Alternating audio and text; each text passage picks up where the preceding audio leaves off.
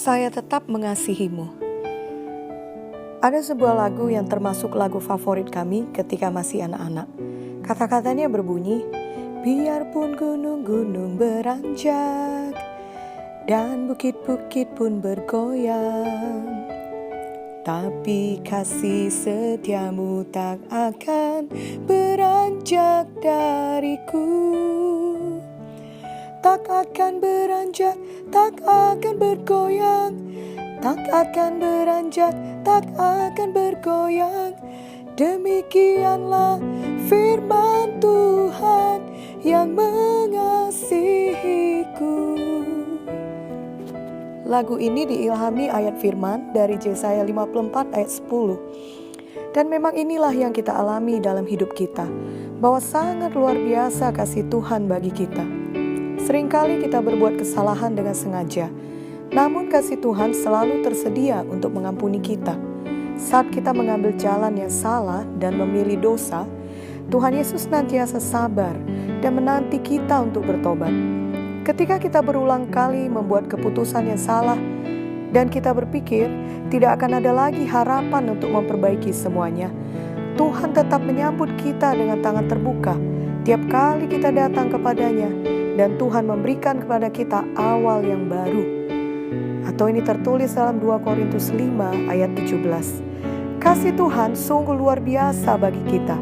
Tidak ada yang kita lakukan yang membuatnya tidak menginginkan kita lagi.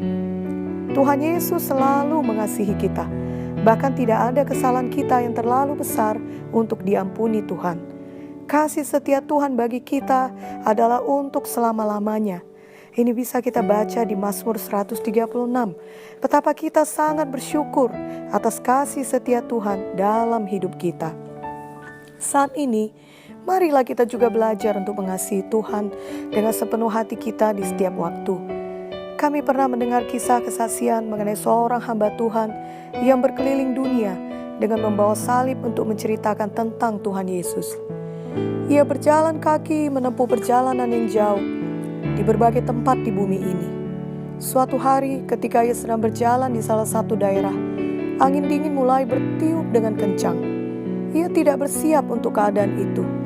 Bajunya terlalu tipis untuk menahan cuaca dingin. Maka ia mulai berdoa dengan sungguh-sungguh supaya Tuhan menghentikan angin tersebut.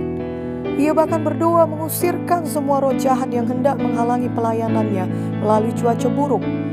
Ia memakai nama Yesus dan terus berdoa dengan iman sambil terus berjalan. Namun walaupun ia berdoa dengan iman, angin yang dingin justru bertambah kuat. Bahkan salju mulai turun. Ketika hal ini terjadi, ia pun tertegun dan terdiam sejenak. Lalu ia mengangkat kepalanya dan melihat ke langit. Ia pun berseru sambil mengangkat tangannya, I love you anyway. Saya tetap mengasihimu Tuhan. Kiranya kisah ini memberkati kita semua dan juga mengingatkan kita untuk melakukan hal yang sama. Ketika situasi tidak berubah seperti yang kita doakan, di waktu yang kita harapkan, dengan cara yang kita inginkan, bahkan ketika situasi itu tetap sama, bahkan kelihatannya dengan mata badani, justru semakin memburuk, maka biarlah hati kita tetap berkata kepada Tuhan, saya tetap mengasihimu. Karena kita percaya penuh pada Tuhan, pada kasih-Nya. Kita percaya bahwa jalan Tuhan adalah yang terbaik. Waktu Tuhan adalah yang terbaik. Cara Tuhan adalah yang terbaik. Kita mengakui bahwa akal pikiran kita sebagai manusia tidak akan bisa memahami semua jalan Tuhan. Itu sebabnya kita tetap percaya dan hidup dengan iman setiap hari. Kita ingat ayat firman dalam Yesaya 55 ayat 8-9 yang berkata, sebab rancanganku bukanlah rancanganmu, dan jalanmu bukanlah jalanku. Demikianlah firman Tuhan. Seperti tingginya langit dari bumi, demikianlah tingginya jalanku dari jalanmu, dan rancanganku dari rancanganmu.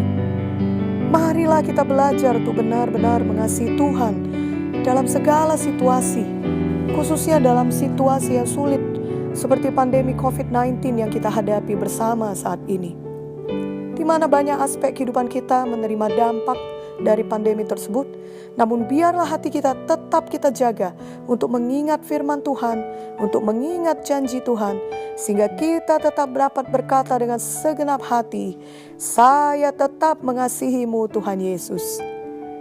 Kiranya di saat seperti ini, tidak ada kita yang mundur secara rohani. Justru kita membangun kehidupan rohani kita lebih sungguh-sungguh lagi. Karena pandemi COVID-19 ini mengingatkan kita bahwa kedatangan Tuhan Yesus yang kedua kali semakin dekat waktunya. Kita mau hati kita benar, penuh persekutuan dengan Tuhan ketika saat itu tiba. 2 Petrus 3 ayat 14 berkata, sebab itu saudara-saudaraku yang kekasih, sambil menantikan semuanya ini, kamu harus berusaha supaya kamu kedapatan tak bercacat dan tak bernoda di hadapannya dalam perdamaian dengan Dia. Ayat ini mengatakan kita harus berusaha supaya tidak bercacat. Dengan kata lain, itu tidak terjadi dengan otomatis atau dengan sendirinya. Seseorang tidak menjadi rajin atau kudus dengan sendirinya. Seseorang tidak berubah dalam hal apa saja dengan sendirinya. Tapi tiap-tiap orang harus berusaha dan harus menyangkal diri untuk rajin, untuk kudus, dan untuk berubah, untuk tidak bercacat pada hari kedatangan Tuhan. Sama seperti seorang yang harus berolahraga dengan teratur setiap hari agar tubuhnya sehat. Tentunya tidak setiap hari dia menikmati harus berolahraga. Kebanyakan waktu dia akan merasa malas dan mau tidur saja, tetapi dia berusaha. Dia menyangkal dirinya dan berolahraga sehingga dia tetap sehat.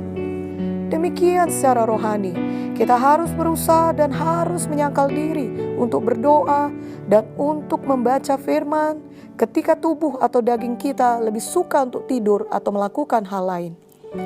Hanya dengan demikianlah kita dapat memiliki hati yang mengasihi Tuhan Yesus dalam segala situasi. Sehingga setan tidak dapat menipu hati kita lagi ketika situasi berubah di sekeliling kita.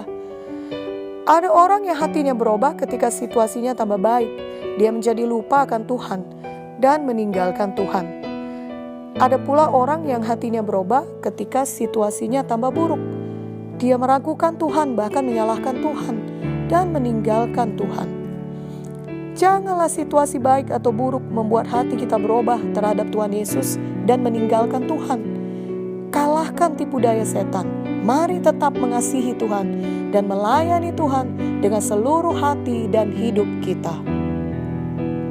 Kiranya sejak sekarang ini kita membuat keputusan bahwa Tuhan Yesus sajalah yang terutama bagi kita, melebihi semua berkat-berkat Tuhan. Sehingga ketika datang saat yang kurang baik, ketika berkat Tuhan seakan-akan terhenti, itu tidak menghentikan kita untuk berkata, saya tetap mengasihimu. Karena memang yang terpenting bagi kita adalah Tuhan Yesus bersama kita. Tuhan Yesus tidak meninggalkan kita. Tuhan Yesus lebih dari cukup bagi kita. Dan kita tahu bahwa Tuhan Yesus yang memegang kendali atas hidup kita. Tidak ada masalah atau penyakit atau situasi apapun yang terlalu sulit baginya. Bila Tuhan bersama kita, sesulit apapun situasi kita, semua itu pasti dapat diatasi. Karena kuasanya yang tidak terbatas bagi kita yang percaya padanya. Mari kita tetapkan dalam hati mulai saat ini, dalam segala situasi, termasuk dalam pandemi COVID-19 ini, kita tetap berkata kepada Tuhan Yesus, saya tetap mengasihimu. Dan kita tetap percaya pada Tuhan, tetap berjalan dengan iman sehari demi sehari. Dan kita akan melihat tangan Tuhan pasti menolong kita dengan dahsyat. Perlindungan Tuhan teguh atas hidup kita, dan setiap langkah kita dipimpin Tuhan. Janji Tuhan pasti digenapi dalam hidup kita. Kiranya firman Tuhan dalam Roma 8 ayat 35-39 benar-benar hidup dalam hati kita dan kita praktekkan setiap hari. Marilah kita baca bersama-sama. Roma 8 ayat 35 dan sampai 39. Siapakah akan memisahkan kita dari kasih Kristus? Penindasan atau kesesakan, atau penganiayaan, atau kelaparan, atau ketelanjangan, atau bahaya, atau pedang?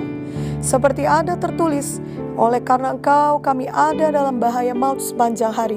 Kami telah dianggap sebagai domba-domba sembelihan. Tapi dalam semuanya itu, kita lebih daripada orang-orang yang menang oleh Dia yang telah mengasihi kita.